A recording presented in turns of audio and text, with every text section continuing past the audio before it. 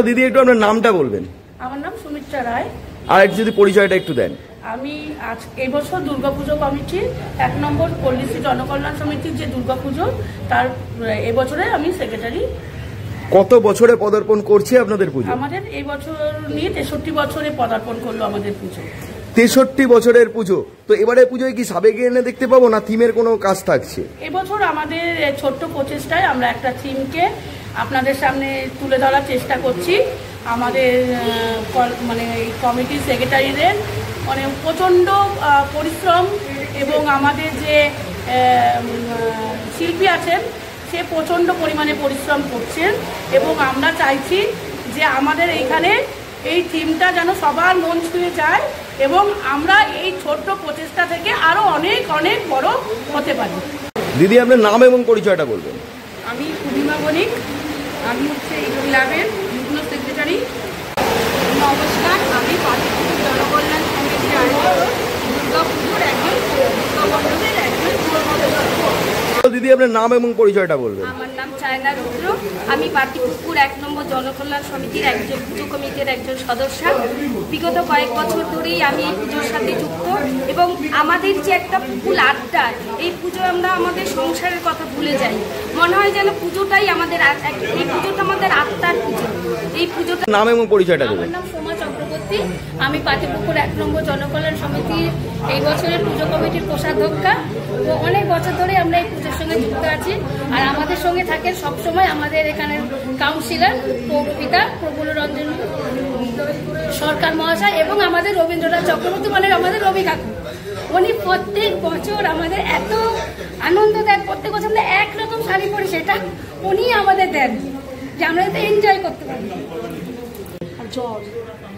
আমার নাম রূপা কর, পাতিপুকুর জনকল্যাণ সমিতির আমি এই বছর পুজোর কমিটির সদস্য এবং আমি অনেক বছর ধরেই এদের সঙ্গে আমরা সব একসাথে যুক্ত। এখানে আমরা সকালবেলা থেকে যেরকমভাবে আমরা প্রত্যেকদিন বলবো যে দাদা আজকে তো 1 নম্বর পল্লীশ্রী দুর্গাপুজোর খুঁটি পুজোর মাধ্যমে পুজোর প্রস্তুতি শুরু হলো।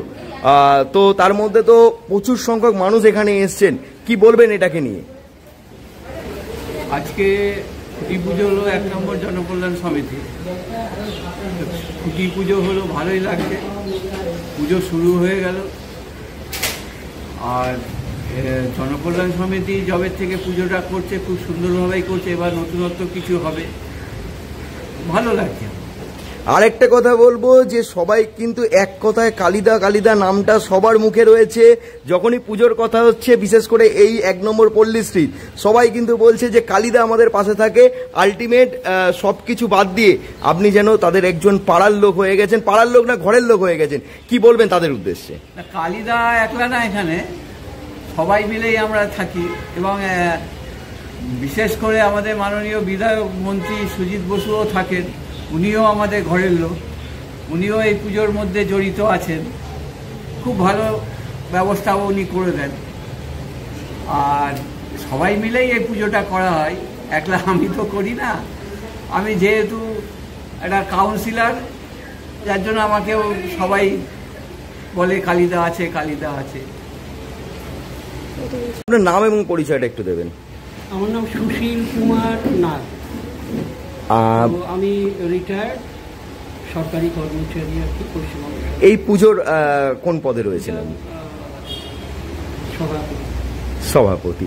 তো বলবো কি বলবেন এবারে পুজোটা কতটা আলাদা আগের বারের থেকে? আলাদা মানে এই জন্যে আমাদের তো প্রাচীন পুজো, প্রাচীন বলতে নিশ্চয়ই বলতে হবে প্রাচীন, অবশ্যই 66 বছর প্লাস। এখানে একটাই পুজো হতো। হ্যাঁ, শ্রীভূমির পুজোরও আগে, শ্রীভূমি স্পোর্টিং ক্লাবের পুজো তারও আগের পুজো। কাজে স্বাভাবিকভাবে আপনারা বুঝতে পারছেন যে অতি প্রাচীন এই পুজো। তো আগে তখন তো এত সব ছিল না, এখন সবই তো কর্পোরেট পুজো। তো আমাদেরটা কর্পোরেট পুজো এখনও হয়নি। তো আমাদের এই কাউন্সিলর রয়েছে, মন্ত্রীমশাই রয়েছেন সুজিত, তা এদের জন্যে আমাদের এটা যাই হোক একটু, আর যারা আমাদের এই খেটে পুজোটাকে তোলে তারা সব ইয়াং যারা, এদের জন্যে এই পুজোটা এখন একটু পরের হয়েছে আর কি। হ্যাঁ, আগে খুব একটা এরকম ছিল না। তো এখন মোটামুটি এবার তো একটু থিমের পুজো আমরা করছি, সেটাও এদেরই জন্য। আমার মনে হয় যে এবার পুজোটা আরও ভালো। প্রথমে বলবো রবিদা কেমন আছো একটু বলো। ভালো, অবশ্যই ভালো আছি।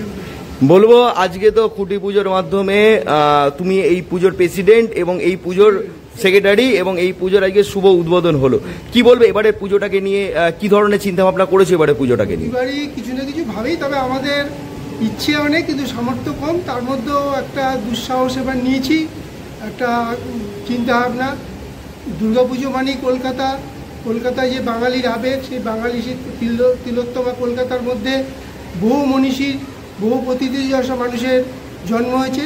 তার মধ্যে আমরা রায়বাড়িকে বেছে নিয়েছি, রায়বাড়ির গল্প, মানে এটা উপেন্দ্র কিশোর রায় থেকে সুকুমার রায় এবং সত্যজিৎ রায়, তাদের যে অনবদ্য সৃষ্টি, সেই সৃষ্টির কিছু কিছু চরিত্রকে আমরা তুলে ধরে এই প্যান্ডেলটাকে আমরা একটা রূপ দেওয়ার চেষ্টা করেছি, এবং কতটা সফল হবো সেটা আগামী দিনে আমরা বলতে পারি।